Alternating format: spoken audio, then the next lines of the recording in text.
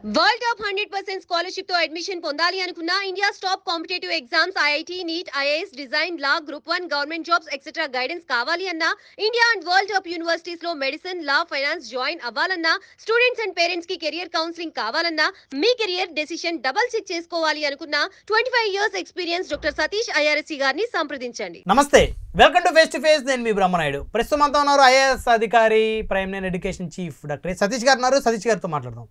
నమస్తే సతీష్ గారు. నమస్తే అండి. బాగున్నారా? సో ఈరోజు మనం ప్రధానమైన టాపిక్, సాఫ్ట్వేర్ ఇండస్ట్రీలో రసీషన్ వచ్చింది. దానికి ప్రధానమైనటువంటి కారణం నిన్న మొన్నటి వరకు అమెరికా అధ్యక్షుడిగా ఉన్నటువంటి ఎవరైతే జో బైడెన్ ఉన్నారో ఆయన. సో ట్రంప్ గారు గెలిస్తే ఖచ్చితంగా మళ్ళీ ఆ రెసెషన్ క్లియర్ అవుతుంది, ఉద్యోగాలు పెరుగుతాయి. సో రకరకాల చర్చలు జరుగుతూ ఉన్న పరిస్థితి. సో భారతీయులకు ఎక్కువ అవకాశాలు ఉంటాయి అమెరికాలో ఉద్యోగం చేసుకోవడానికి అనేది. సో ఇప్పుడు ట్రంప్ విజయాన్ని ఎలా చూడొచ్చు, అసలు ట్రంప్ ఎలా గెలిచారు, సో ఇప్పుడు ఆయనకి ఎక్కువగా మద్దతు ఇచ్చినటువంటి వాళ్ళు ఎవరు? ఇది ట్రంప్ అంటే గెలుస్తాడని కొంత అనుకున్నప్పటికీ కూడా కొంచెం భారీ మెజార్టీతోనే మనకి గెలవడం జరిగిందండి. ఈ రిపబ్లిక్ పార్టీ ఏదైతే మీకు ఉందో ఇన్ జనరల్గానండి, వీళ్ళు డెమోక్రటిక్ పార్టీ అంటే కొంచెం కార్మికులకి వాళ్ళకి ఫేవరబుల్గా ఉంటుంది ఫస్ట్ నుంచి. అంటే లో లెవెల్ పీపుల్ అన్నట్టుగా కార్మికులు అన్నట్టుగా ఉంటుంది. రిపబ్లిక్ పార్టీ ఫస్ట్ నుంచి కూడా కొంచెం ధనవంతుల పార్టీ లేదా ధనికులకు సంబంధించిన ఫేవరబుల్గా ఉన్న పార్టీ అనేది ఉంది. తర్వాత ఏమైందంటే ఈ యొక్క ఎవరైతే కార్మిక సంబంధించినటువంటి ఎవరైతే వర్క్ ఫోర్స్ ఏదైతే ఉంటుందో నెమ్మదిగా వాళ్ళు కూడా రిపబ్లిక్ వైపు మళ్ళడం అనేది మేజర్గా మనం అబ్జర్వ్ చేసాం. ఇంతకుముందు ఉంది, ఇప్పుడు కూడా అలా ట్రాన్సిషన్ అవుతుంది.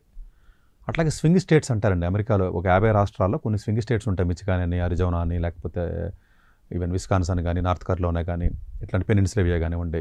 కొన్ని స్టేట్స్ స్వింగ్ స్టేట్స్ అంటే ఏంటి కరెక్ట్గా చెప్పలేం. రెడ్డా లేకపోతే ఇది అన్నట్టు బ్లూ అన్నట్టు. అంటే అది డెమోక్రటిక్ పార్టీకి ఈక్వల్గానే ఉంటుంది, అలాగే రిపబ్లిక్ పార్టీకి ఈక్వల్గానే ఉంటుంది. ఆ స్వింగ్ స్టేట్స్ ఏవైతే ఉంటాయో ఒక అరిజోనా తప్ప మిగిలిన రాష్ట్రాలు అన్ని రాష్ట్రాల్లో కూడా సాలిడ్గా ఈసారి ట్రంప్కి వాళ్ళు మద్దతు తెలపడం జరిగింది. రీజన్స్ ఏంటంటేనంటే, ఒకటి చాలామంది మైగ్రేషన్ చాలా ఇబ్బందిగా ఉంది, ఎక్కువ మంది వస్తే ఉద్యోగాలు పోతున్నాయి, రకరకాలుగా మనం వింటున్నాం కదండి. ఎవరికైతే ఆల్రెడీ గ్రీన్ కార్డు వచ్చిందో, ఎవరికైతే సిటిజన్స్ ఉన్నారో ఇండియన్స్, మీరు ఏమనుకుంటారో మన చాలామంది ఇండియన్స్ వస్తున్నారు కదా, ట్రంప్ గెలిస్తే మనకి ఇబ్బంది అవుద్దాం, ఇమిగ్రేషన్ వాళ్ళకి ఉద్యోగాలు సరిగ్గా వచ్చే అవకాశాలు ఉండవు కదా, మనకి రిపబ్లిక్ పార్టీ కాదులే డెమోక్రటిక్ పార్టీ జో బైడెన్ అయితే బెటర్ కదా అని అనిపిస్తుంది కదా. కానీ వాళ్ళు కూడా ట్రంప్కి వేశారు. రీజన్ ఏంటి తెలుసా? వీళ్ళు రాకూడదు. ఏంటి ఇండియన్ రాకూడదని. మీకు లాజిక్ అర్థమైంది. ఇది చాలామంది అర్థం చేసుకోరు. ఇప్పుడు మీరు ఉన్నారండి అమెరికాలో, మీకు ఆల్రెడీ గ్రీన్ కార్డు వచ్చేసింది కదా, నేను మీకు వస్తే కాంపిటీషన్ వచ్చి మీ జాబ్ కూడా పోవచ్చు కదా. అంతేగా. ఎవరైతే సెటిల్ అయ్యారో, సిటిజన్షిప్ వచ్చిందో, ఎవరికైతే ఓటు హక్కు ఉందో వాళ్ళందరూ కూడా ఈసారి ట్రంప్కి వేశారు. రీజన్ ఏంటంటే, ఇందులో చాలా రీజన్స్ ఉంటాయండి ఇంటర్నల్గా. ఎందుకంటే మళ్ళీ ఉన్న ఆపర్చునిటీస్ పోతాయేమో. ఎందుకని ఎక్కువ మంది వేశారు. మనం ఏమనుకున్నాం, అనుకున్నారు, కానీ నేను వేస్తానని వరకు వీడియోలో కూడా చెప్పాను ఒకసారి ఇప్పుడు సందర్భంలో. ఎందుకంటే నువ్వు రాకూడదు ఇంక నాకు వీళ్ళు. ఎందుకంటే వాళ్ళు సెటిల్ అయ్యారు, వాళ్ళ వరకు ఉద్యోగాలు బాగున్నాయి, బయట నుంచి వచ్చే వాళ్ళకి అవకాశాలు ఉండకూడదు, మేము మాత్రమే బాగుండాలి అభిప్రాయం అక్కడ సెటిల్ ముందు వచ్చిందండి. ట్రంప్ ఓట్లు వేయరు అనుకున్నారు, ఓట్లు వేశారు. ఇప్పుడేనండి ఒకే కులవాన్ని మీరు పక్కన ఎవడ పక్కన వెళ్తే మీరు మిమ్మల్ని వాడుకుని వదిలేస్తాడు. ఒకే మతం అనుకున్నా వాడేస్తాడు, ఒకే ఊరన్నా వదిలేస్తాడు. ఎప్పుడు కూడా ఇండియా అని, ఊరని, లేకపోతే దేశం అని, తెలుగోడని, లేకపోతే కులమోడని, మతాలని ఏదైతే చెప్తారో మ్యాక్సిమం అంతా ట్రాష్ అండి. అది డబ్బులు ఉన్నవాడు, డబ్బులు లేని రెండే కులాలు. స్వార్థపరుడు, స్వార్థం లేనివాడు రెండే. వేరే కులాల మతాలు ఏమి ఉండవు. అదంతా మనకి వేసుకున్నటువంటి విధానం. ఇదే లాజిక్ అక్కడ వర్కౌట్ అయింది. అట్లాగే ట్రంప్ ఏంటంటేనండి, ఉగ్రవాదం ఏదైతే మీకు ఉందో, ఇప్పుడు ఫర్ ఎగ్జాంపుల్ రష్యా వారు జరుగుతుంది ఉక్రెయిన్, లేకపోతే ఇక్కడ జరుగుతుంది గాజా మీద, అది ఇజ్రాయెల్కి సంబంధించినటువంటిది. జో బైడెన్ అయితే కొంత పర్లేదు మనీ ఫండింగ్ ఇస్తున్నాడు, లేదా ఉక్రెయిన్ కానీ దీనికి కానీ. ట్రంప్ క్లియర్గా నేను ఏమని చెప్పేశాడు. యూఎస్ వాళ్ళు ఏమనుకున్నారో, సరే మనకే ఇప్పుడు ఎకానమీలో మనం ఇబ్బంది పడుతున్నాం కదా, అసలు ఈ దేశాలు ఈ యుద్ధాలకు మనకు సంబంధం ఏంటి అన్న ఒక పాజిటివ్ స్టాండ్ ట్రంప్ తీసుకున్నాడు. దానికి మద్దతు వచ్చింది. అట్లాగే మీకు ట్రంప్ మీరు చూసుకుంటే ఇప్పుడు ఆపోజిట్ లేడీ ఇప్పటి వరకు యూఎస్లో ప్రెసిడెంట్ అవ్వాలా. ఇంతకుముందు ట్రంప్ 2016లో గెలిచినప్పుడు కూడా లేడీయే, హిల్లరీ క్లింటన్. ఇప్పుడు మళ్ళీ ఈవిడే కమలా హారిస్. సో సరే లేడీ బయాస్ ఉందా అంటే ఎంతో కొంత ఉంటుంది, అసలు లేకుండా ఎందుకు ఉంటుంది. జనరల్గా పైకి మనం అలా అనుకున్నప్పుడు కూడా ఎంత దేశం అయినప్పటికీ కూడా. సో లేడీ అవ్వడం ప్లస్ తక్కువ టైం ఉంది ఆవిడ మామూలుగా నామినేట్ ప్రెసిడెంట్ క్యాండిడేట్ని అని చెప్పిన తర్వాత టైం అంత ఆల్మోస్ట్ 120 days కూడా లేదండి సార్ కరెక్ట్గా. సో ఇది కొంత కలిసి వచ్చింది. ఇతని మీద హత్యా ప్రయత్నం జరగడం, ట్రంప్ మీద అది ఉండడం. నెక్స్ట్ ఇంకోటి ఏంటంటే ఇన్ఫ్లేషన్ తగ్గించడానికి, లేకపోతేనేమో ఇన్వెస్ట్మెంట్స్కి సంబంధించి చైనా మీద కొంచెం ఎగ్నెస్ట్గా ఉంటాడండి, హార్ష్గా ఉంటాడు ఎవరో ట్రంప్. చాలామందికి చైనీస్ వల్ల మనకి ఇబ్బంది అవుతుంది, లేకపోతే చైనా మీద మన మెత్తగా వైఖరి పనికిరాదు అన్నటువంటి ఉద్దేశం. ఇట్లాగా చాలా ఫ్యాక్టర్స్ కలిసి వచ్చేసినాయి అతనికి, చాలా ఫ్యాక్టర్స్ వచ్చినాయి అతనికి. ప్లస్ కమలా హారిస్ కూడా ఇండియన్ ఆరిజిన్ అనో లేకపోతే ఆఫ్రికా ఆరిజిన్ అనో రకరకాల ఫీలింగ్లు ఉన్నాయి కదండి ఇవన్నీ, ఆరిజిన్స్ అవి ఇవన్నీ. సో ఓవరాల్గా ఎన్ని రకాల ఫ్యాక్టర్స్ వల్ల ట్రంప్ వచ్చాడు. బట్ జనరల్గా అతనికి మొన్న లాస్ట్ టైం ఎలక్షన్లోనేమో ఇమిగ్రెంట్స్కి ఎగ్నెస్ట్గానే చెప్పాడు. ఈసారి కూడా మేము ఫేవరబుల్గా ఉంటాం, స్టూడెంట్స్ వస్తే ఇస్తాం, లేదా గ్రీన్ కార్డులు ఇస్తాం, లేదా ఇండియన్స్ ఫేవరబుల్గా ఉంటాం చెప్పినప్పటికీ కూడా ఇన్ జనరల్గానే అతను ఇమిగ్రెంట్స్ కొంచెం ఎగ్నెస్ట్గా ఉంటాడు. ఎందుకంటే అతను తప్పలేదండి. అంటే సార్ ట్రంప్కి లాస్ట్ ఎలక్షన్స్లో కోవిడ్ ఎఫెక్ట్ కూడా ట్రంప్ మీద పడింది. అంటే సమర్థవంతంగా ట్రంప్ అమెరికాలో కరోనాని నియంత్రించలేకపోయినటువంటి అభిప్రాయం. ఈ పార్టీలో ఉన్నవాడి మీద నెగిటివ్ ఉంటుంది కదా, అంతే కదండి. ఇప్పుడు ప్రతి పార్టీ, ఇప్పుడు జగన్మోహన్ రెడ్డి గారు తీసుకోండి, ఇక్కడ కేసీఆర్ తీసుకోండి, అక్కడ నరేంద్ర మోడీ గారు తీసుకోండి, కొంత ఉంటుంది. అంటే ప్రజలందరూ కూడా ముఖ్యమంత్రి మీద హై ఎక్స్పెక్టేషన్స్ పెట్టుకుంటారా? ఏం కాకూడదు, మొత్తం గవర్నమెంట్ చూసుకోవాలి. అది అవ్వదు. అది అవనప్పుడు ఆటోమేటిక్గా మీకు వస్తుందండి. సో లక్కీ అతనికి ఆ రకంగా అప్పుడు ఇబ్బంది కలిగింది. ఈసారి అతను ఉండడం, సో బేసికల్గా అతను బిజినెస్ మ్యాన్ అండి. అతను ఒక స్టూడెంట్ యూనియన్ లీడర్ కిందే వచ్చి ఒక బిజినెస్ మ్యాన్ కొంత ఫండింగ్ చేసేవాడు రిపబ్లిక్ పార్టీకి. కొంతకాలం పోయిన తర్వాత నేను కూడా పోటీ చేస్తున్నాను, గవర్నర్ కింద పోటీ చేయడం, తర్వాత క్యాండిడేట్ కింద అతనే రావడం, అతను అంచెలంచెలుగా ఎదిగాడండి అతను యాక్చువల్గాను. సో అతనికి భార్యలు కూడా 3-4 ఉంటారు, పిల్లలు కూడా ఎక్కువ మంది అండి, 5 పిల్లలు ఎంతమంది పిల్లలు ఉన్నారు యాక్చువల్గాను.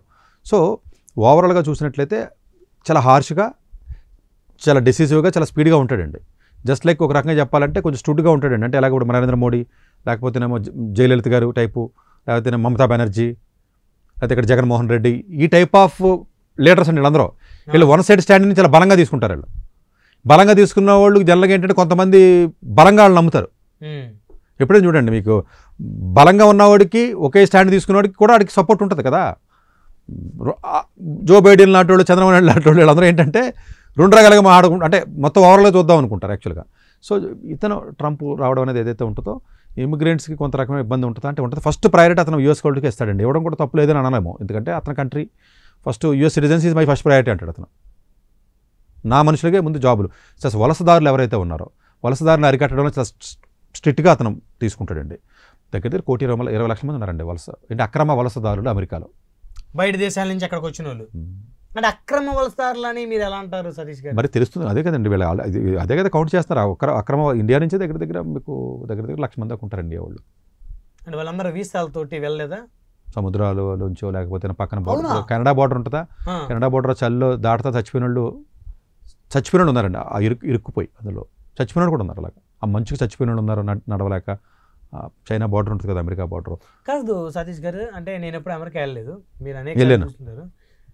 నార్మల్గా సినిమాల్లో కూడా చూపిస్తూ ఉంటారు. అమెరికాలో ఎప్పుడన్నా పోలీసులు వెళ్ళి టక్కున నీ వీసా చూపించు, నీ పాస్పోర్ట్ చూపించు అని అనుమానం ఉన్న వాళ్ళు అడిగేస్తారు. ఇలా అక్రమంగా వెళ్ళి ఎట్లా పడితే అట్లా ఉండడానికి ఎలా సాధ్యమవుతుంది అక్కడ? వాళ్ళు ఏం చేస్తారంటే, ఇప్పుడు మీరు హోటల్ రన్ చేస్తున్నారంటే, నేను వచ్చాను ఒక కుక్కని, నేను వచ్చి ఉద్యోగం చేస్తాను మీ దగ్గర, అసలు బయటికి రాను నేను, అక్రమంగానే బతుకుతున్నట్టే కదా. ఎక్కువ బయట తిరగరండి అక్రమంగా ఉన్నవాళ్ళు, ఎందుకంటే పట్టుకుంటే మళ్ళీ బయటికి పంపించేస్తారు. ఎక్కడో హోటల్లో లోపల వేరే ఉద్యోగ పల్లెటూరులోనూ అక్కడెక్కడ ఏదో రకంగా బతుకుతూ ఉంటారు, బతుకుతూ ఉంటారు. అఫీషియల్ జాబులు H1 లేకపోతే ఇలాంటివి ఉండవు, కానీ అన్అఫీషియల్గా బతుకుదేరు గురించి వచ్చిన మెక్సికో నుంచి ఎక్కువ వస్తారండి. 80 లక్షల మంది ఉంటారండి. వాళ్ళ మీద విపరీతమైన సిట్గా ఉంటున్నాడు ఇతను, ఎట్టి పరిస్థితుల్లో కుదరదు రావడం అన్నాడు. మరి అలా వచ్చిన వాళ్ళని నార్మల్గా హోటల్స్లో కానీ రెస్టారెంట్లో కానీ అలాగా అక్కడ అమెరికన్ పోలీసులు ఏమి సెర్చ్ ఆపరేషన్స్ కాదండి, కొన్ని తెలిసినా కూడా వదిలేస్తారు. అంటే ఇక్కడలాగా అక్కడ కూడా అంటే కాదండి. ఇప్పుడు మీరే ఉన్నారండి మంచి రిచ్ పర్సన్ కదా అమెరికాలో, మీకు డ్రైవర్ కావాలి ఎవడో ఉన్నాడు, లేకపోతే ఏది ఇంట్లో పని చేస్తాకే, మీరు ఆయన పంపిస్తే మీకు మనిషి పని చేయడానికి ఈ blue collar jobs, white collar, red collar, ఇలా రకరకాలు ఉంటాయి కదండి. లో లెవెల్ జాబులు చేసే వాళ్ళు అమెరికాలో ఉండరు. ఆడు ఎవడో దొరికాడు అనుకోండి, తెలిసినా వదిలేస్తారండి. ఆడిని పంపితే కింద పనిచేసేవాడు ఉంటాడు, తెలిసి తెలియకుండా చూడడానికి అది కూడా ఒక రీజన్. కానీ ఇందులో ప్రాబ్లం ఏంటంటే దొంగ రికమెండేషన్లు ఉంటాయి కాదండి, తెలిసినా వదిలేస్తారు కొంతమంది. ఎందుకంటే ఆడు బతకడానికి వచ్చాడు, ఆడైతే పని చేసి బతుకుతున్నాడు. కానీ వీళ్ళ చెప్పేది ఏంటంటే, అమెరికన్ పాపులేషన్ సఫర్ అయ్యేది ఏంటంటే దొంగతనాలు చేస్తున్నారు వీళ్ళు వచ్చి ఎక్కువ. ఇప్పుడు ఈవెన్ న్యూయార్క్ సిటీలో కూడా విపరీతంగా దొంగతనాలు జరుగుతున్నాయి. ఇండియన్ హౌసెస్లో కూడా దొంగతనాలు జరుగుతున్నాయి, చాలా దొంగతనాలు మామూలుగా జరగట్లా. అమెరికాలో బంగారం ఇంట్లో పెట్టుకుంటారండి, అందులో పెట్టరు లాకర్లో మనలాగా. ఎందుకంటే దానికి చాలా రూల్స్ అండ్ రెగ్యులేషన్స్ ప్రొసీజర్స్ ఉంటాయి జనరల్గా మన ఇండియన్స్ ఎక్కువగా. సో ఇండియాలోనే జనరల్గా ఈ ఇళ్ల మీదకి వెళ్ళి దొంగతనాలు బాగా పెరిగినాయండి. దొంగతనాలు అమెరికాలో ఎక్కువ ఉంటాయి. చాలామంది మీరు అనుకున్నంతగా పాజిటివ్ సైడ్ వెళ్ళేది గన్ కల్చర్ ఉంటుంది, విపరీతంగా గన్ కల్చర్ ఉంటుందండి అక్కడ. సో దొంగతనాలు ఉంటాయి, కొన్ని సందర్భాల్లో 8 దాటితే మీరు వెళ్ళలేరు, ఇవన్నీ ఉంటాయి. అక్రమ వలసదారులు ఉంటారు, డ్రగ్స్ అమ్మేవాడు ఉంటాడు, గన్స్ అమ్మేవాడు ఉంటాడు, ఇలా రకరకాల మనుషులు ఉంటారండి. సో ఈవెన్ నేను శాన్ ఫ్రాన్సిస్కోలో కూడా చూశాను కదండి, అసలు చూస్తే భయం అవుతుంది పక్క నుంచి వెళ్తాకే. వాళ్ళందరూ ఏంటంటే ఇన్సూరెన్స్లు కట్టలేని వాళ్ళందరూ కూడా స్ట్రీట్ పీపుల్ అండి, అంటే హోమ్లెస్ పీపుల్ అంటారు వాళ్ళని. వాళ్ళకి ఇల్లులు ఉండవు, ఇన్సూరెన్స్లు ఉండవు, మెడికల్ ఏమీ ఉండవండి. వాళ్ళు హోమ్లెస్ పీపుల్, వాళ్ళు ఎక్కువ ఉంటారండి. వాళ్ళు డ్రగ్స్ తీసుకుని అట్లా రోడ్ల మీద తిరుగుతూ ఉంటారు కొన్ని డౌన్ టౌన్ ఏరియాల్లో. అసలు భయంగా చాలా విచిత్రంగా ఉంటాయండి కొన్ని సిటీల్లో అయితే. అందుగురించే పోలీస్ వ్యవస్థ పెద్దగా ఏం చేస్తారండి ఇప్పుడు ఇక్కడ బెగ్గర ఏం చేస్తున్నారు మీరు? ఏం చేస్తే ఎవరు ఏం చేసేది లేదు. నువ్వు నీకే రాస్తావు, వాడిని పెట్టుకెళ్తే తిండి పెట్టాలి కదా. అంతే కదా, కాల్ చంపేలేరు, కాల్చారా చంపుతారు, చంపలేరు, తీసుకెళ్ళి పోలీస్ స్టేషన్లో పెడితే కుదరదు కదా. సో ఈ హోమ్లెస్ పీపుల్ రాను అమెరికాలో పెరగడం వల్ల, లోకల్ నాన్ లోకల్ ఫీలింగ్ పెరగడం వల్ల ఈ చొరవదారులు ఎవరైతే, అక్రమదారులు ఎవరైతే ఉన్నారో, అటు కెనడా నుంచి, మెక్సికో నుంచి, లేకపోతే వేరే దేశాల నుంచి ఎవరైతే వస్తున్నారో వీళ్ళందరినీ అరికెట్టాలి అనే ఉద్దేశం చాలా స్ట్రాంగ్ స్టాండ్ తీసుకుంటాడు ఇతను కంపారిటివ్లీ ట్రంప్. సో ఇలాంటి వాటి వల్ల ఎక్కువగా నచ్చారు జనాలు, ఎక్కువ మంది ఓట్లు వేశారు. అంటే మెతక వైఖరి పనికిరాదు. చైనా మీద మెతక వైఖరి, ఇజ్రాయెల్కి డబ్బులు ఇవ్వడం, ఉక్రెయిన్కి డబ్బులు ఇవ్వడం, మన డబ్బులు వేరే వాళ్ళకి ధర్మం చేయడం, వేరే ఇమిగ్రెంట్స్ మీద సాఫ్ట్గా ఉండడం, అక్రమ వలసదారుల మీద ఉండడం, ఇలాంటి వాటి మీద కొంచెం గట్టిగా ఉండడం వల్ల, ఉక్కుపాదం మోపుతానని అనడం వల్ల జనాలు కొంతమంది నమ్మి ఓట్లేసారు. ఇప్పుడు ఇది జరిగింది. స్వింగ్ స్టేట్స్ కూడా అలా ఎప్పుడు ఊహించినట్టుగా డెమోక్రటిక్ పార్టీకి రిపబ్లిక్ పార్టీకి వచ్చేసినాయి. ఇప్పుడు నెక్స్ట్ ఇతను స్టూడెంట్స్ పర్స్పెక్టివ్లో చూసినట్లయితే, మీరు డైరెక్ట్గా చదివితే 4 years చదివితే మీకు ఏసే ఇస్తాను, గ్రీన్ కార్డు ఇస్తాను, చదివితే సరిపోతుంది, అది రకరకాలుగా చెప్తున్నారు. అయ్యే ఉండవు. ఇతను చేయవలసింది ఏంటంటేనండి, యాక్చువల్గా మన వాళ్ళు కోరుకునేది ఏంటంటే, అమెరికాలో జనరల్గానండి ఒక 10 లక్షల మంది చూడడానికి వెళ్తారు, 12 లక్షలు 13 లక్షల మంది మొత్తం అన్ని దేశాల నుంచి. ఓన్లీ H1B వీసాలు 85,000 ఉంటాయి. ఆ 85,000 వీసాలు ఏవైతే ఉంటే సరిపోకదా, ఒక పక్క కూడా సరిపోకదండి. ప్రతి 4-3 ఒకటి వస్తూ ఉంటుంది. 4.5 లక్షల మంది ఫైల్ చేశారంటే 85,000 ఇచ్చారు, మిగతా రానట్టే కదా. గ్రీన్ కార్డ్స్ కూడా మనకి ఇచ్చినప్పుడు ఏం చేస్తారంటే, గ్రీన్ కార్డ్స్ ఏవైతే మనకి సంవత్సరానికి ఒక లిమిట్ పెట్టి ఏదైతే మనకి ఇస్తారో గ్రీన్ కార్డ్స్ ఇచ్చినప్పుడు అందులో 7% ఇస్తారండి. అంటే ఒక్కొక్క దేశానికి మ్యాక్సిమం లిమిట్ 7%. అది పెంచమని 2 సార్లు వాళ్ళ పార్లమెంట్లో బిల్లు పెట్టారు, కానీ అవలా. వాళ్ళు ఇప్పుడు ఏం చేస్తారంటే, ఇప్పుడు ఏం చేయాలంటే, ఇప్పుడు ఏం చేయొచ్చు అంటే నా ఉద్దేశం ప్రకారం లాస్ట్ టైం కూడా చేసింది. ఇప్పుడు మన అమెరికాలో ఎలా ఉంటుందంటేనండి, ఇప్పుడు ప్రెసిడెంట్ ఎలక్షన్ అయిపోయింది, గెలిచాడు కదా ట్రంప్, వీడు పదవిలో రావడానికి జనవరి ఫిబ్రవరి ఇంకా టైం ఉంది కదా, ఈలో బిల్లు పాస్ అని చేయొచ్చు, బిల్లు పెట్టచ్చు. ఎవ్రీ టైం పెడుతున్నారు. టైం సరిపోకపోవడం వల్ల రకరకాలుగా ఈ యొక్క గ్రీన్ కార్డు యొక్క సీలింగ్ లిమిట్ 7% తీసేసి అన్ని దేశాలకు సమానంగా పెట్టి సీనియారిటీ ప్రకారం ఇచ్చేసినట్లయితే మనం కొంచెం ముందుకెళ్తాం. ఏ నేపాలోడో లేకపోతే ఏ కజకిస్తానోడో కొంచెం లేట్ అవ్వచ్చడికి, వాళ్ళందరికీ H1 ఉండవు, డైరెక్ట్ గ్రీన్ కార్డులే ఉంటాయి వాళ్ళకి. H1 ఉండవు మళ్ళాగా ఓపీటీ 3 ఏళ్ళు 2 ఏళ్ళు చదివేటప్పటికే ఆ దేశంలో 7% ఉండరు. ఇప్పుడు నేపాల్ ఉందనుకోండి, వెంటనే మీకు గ్రీన్ కార్డు వచ్చేస్తుంది నేపాల్ నుంచి వెళ్తే. అంతమంది పాపులేషన్ ఉంటారు కదా, ఇండియన్స్కి నష్టం జరుగుతుంది. కాబట్టి ఈ 7% సీలింగ్ లిమిట్ తీయాలని వాళ్ళు పార్లమెంట్ అప్పర్ హౌస్ ఉంటుందని మళ్ళాగానే అప్పర్ హౌస్లో బిల్లు పెట్టి పాస్ ఆన్ చేయాలి. మరి ఈసారి చేస్తానంటున్నారు, చేస్తే అప్పుడు 2 పార్టీలు సపోర్ట్ చేయాలి. మరి చేస్తారో చేయరో చూడాలి. ఇంకా రిపబ్లిక్ పార్టీ అయితే మరి కొంత పాజిటివ్గానే ఉంది. ఇట్లాంటి ఏదన్నా కొంత ట్రై చేస్తే ట్రై చేయొచ్చు 2-3 నెలలు. ఈ 2-3 నెలలు మీరు అబ్జర్వ్ చేయండి, పాత గవర్నమెంట్ ఉంటుంది, కొత్తోడు ఇన్ఫ్లుయెన్స్ ఉంటుంది, అంతే కదండి. మరి మనం అలా కాదండి, మన ప్రైమ్ మినిస్టర్ గెలిచిన వెంటనే పదవి, చీఫ్ మినిస్టర్ గెలిస్తే పదవి కదా. అమెరికాలో అలా ఉండదు. క్యాంపెయినే 2 years ముందు చేస్తారు. ఎలక్షన్ గెలిచాడు, నిన్న గెలిచాడు మొన్న, మనకి ఇప్పుడు ఏమైంది, ఇప్పుడు వెంటనే సీట్ ఎక్కడం, జనవరి ఫిబ్రవరి నెక్స్ట్ ఇయర్ ఎక్కుతాడు. అంటే అక్కడ 4 years ఒకసారి సార్ ఎలక్షన్, మనకు 5 years. సో ఈ లోపు 2 పార్టీలు ఉంటాయి కాబట్టి ఇద్దరికి సమ్మతంగా ఉన్నటువంటి బిల్లు పాస్ చేసుకోవచ్చు వాళ్ళు. మేబీ ఏమైనా గ్రీన్ కార్డు లిమిటేషన్స్ ఏమైనా చేస్తే బాగుంటుంది. అట్లాగే ఇప్పుడు ఏమంటాడంటే, చదువుకున్న విద్యార్థులు, తెలివైన విద్యార్థులు ఎవరైతే ఉన్నారో మా దేశంలోనే తెలివికి వాడుకుంటాం, బయటికి పంపించమని చెప్తున్నారండి వాళ్ళు. మేబీ ప్రాబబ్లీ వేరే కొంత ఏదైనా గ్రీన్ కార్డులను వాటిలోని వెసులుబాటు ఇస్తాడంటే అతనైతే గమ్ముని నమ్మడానికి లేదని అనిపిస్తుంది నాకైతే. ఎందుకంటే అతను అగ్రెసివ్ నేచరు, ఫస్ట్ సిటిజన్సే కావాలి, ఇమిగ్రెంట్స్ మీద అంత పాజిటివ్ ఒపీనియన్ అతనికి ఉండదండి. లోకల్ ఉన్నటువంటి ఎవరికైనా తప్పే ఉందండి, ఆ దేశం అతను కాబట్టి అలా ఉన్నాడు. సో స్టూడెంట్స్కి బెనిఫిట్ ఉంటుందా అనేది డెఫినెట్గా మరి ఉంటే మంచిది. ఇదివరకు ఉన్న బిహేవియర్ అతనిలో ఉంటే ఉండదు. లాస్ట్ టైం గెలిచినప్పుడు ఏం చేయలేదు అతనేమి. ఇప్పుడు కొంత ఏమైనా మార్పు చెంది ఏదైనా చేయాలి. సేమ్ బిహేవియర్ ఉంటే కాదు కదండి. అప్పుడే ఉన్న ఇప్పుడు చంద్రబాబు గారు అప్పుడున్న మెత్తగా ఇప్పుడు ఉంటే కుదరదు, కొంచెం మారాలి కదా మనిషి గట్టిగా. అంటే గట్టిపడాలి, మెత్తగా ఉన్నాడు గట్టిగా ఉన్నాడు మెత్తపడటం ఏదో కొంచెం ఏజ్తో పాటు మెచ్యూరిటీ కూడా పెరుగుతూ ఉంటుంది కదా, అవసరాలు పెరుగుతాయి కదా. ఇప్పుడు ట్రంప్ లేదు, మనం కొంచెం మేధావుల్ని ఉంచుకుందాం, లేకపోతే వీళ్ళకి ఏదైనా కొంచెం సడలేద్దామని చెప్పేసి ఏదైనా అనుకున్నట్లయితే డెఫినెట్గా అలా కొంత ఏదైనా మనకి అవకాశం అనేది ఉంటుందండి. డెఫినెట్గా ట్రంప్ రావడం అనేది కొన్ని విషయాల్లో ఉగ్రవాదం మీద చాలా స్ట్రాంగ్ ఉంటాడండి అతను. ఇది ప్రపంచవ్యాప్తం ఎక్కడ ఉగ్రవాదుల్ని ఉండాలని అనుకోడు. లేకపోతేనేమో వేరే అంటే నా డబ్బులు ఎందుకు వేస్ట్ చేయడం అంటాడు.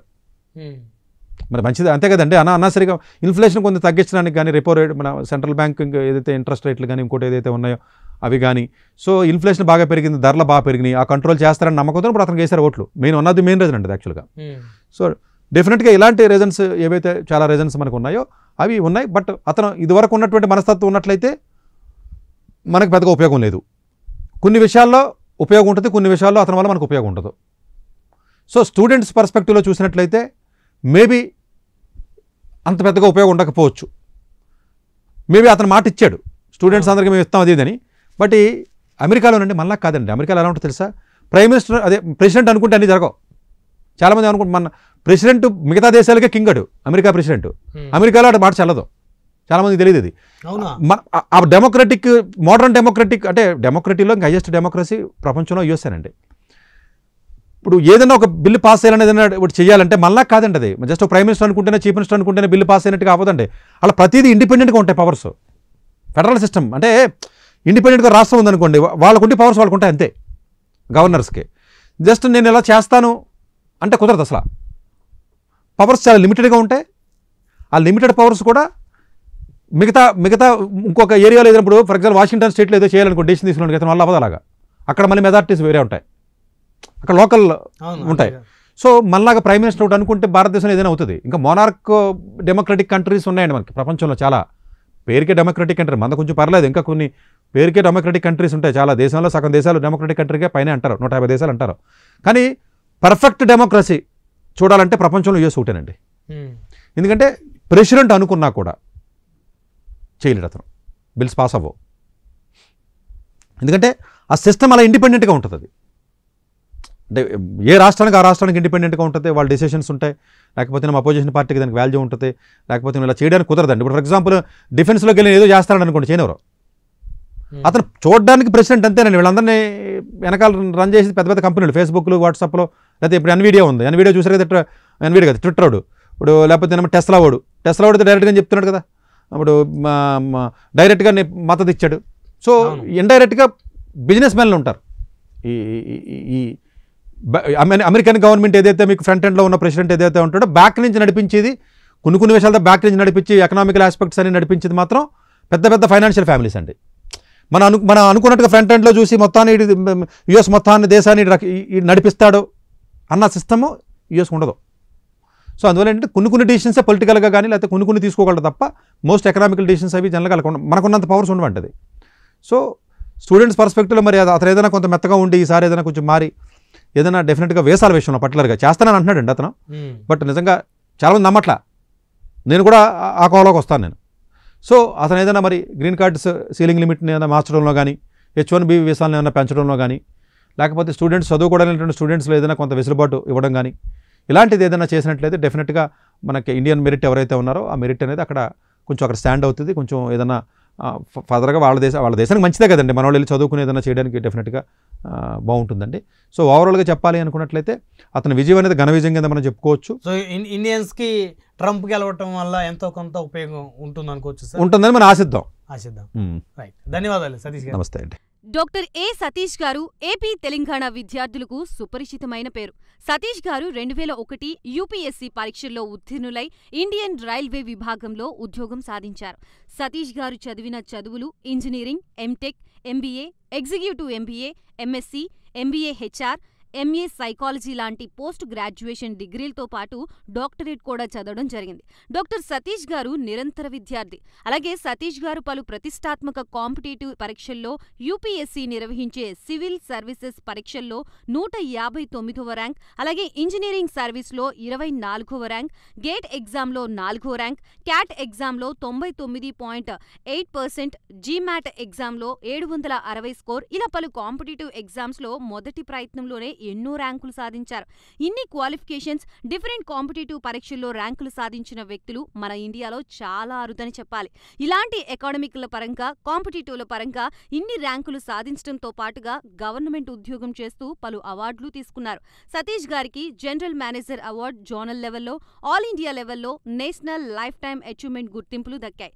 అప్రిసియేషన్ ఆఫ్ ప్రెసిడెంట్ ఇండియా నుంచి గాని life time Sevashri award from Andhra Pradesh మంత్రుల నుంచి అందుకున్నారు. వీటితో పాటు పలు రకాల అవార్డులు అందుకున్నారు. ఎన్నో ప్రతిష్టాత్మక ఆర్గనైజర్స్ సంస్థలో పర్మనెంట్ మెంబర్గా ఉన్నారు. కష్టపడి పైకి వచ్చిన వ్యక్తి కావడం వల్ల గత 20 సంవత్సరాల నుంచి ఎంతో మంది చిన్నపిల్లల దగ్గర నుండి 5, 6 తరగతి విద్యార్థుల నుంచి పెద్ద పెద్ద పీజీ, పీహెచ్డీ కాలేజీలకు వెళుతూ విద్యార్థులకి అవగాహన కల్పిస్తూ ఉంటారు. ప్రతి విషయంపైన డాక్టర్ సతీష్ గారు స్పష్టమైన అవగాహన కలిగి ఉన్నారు.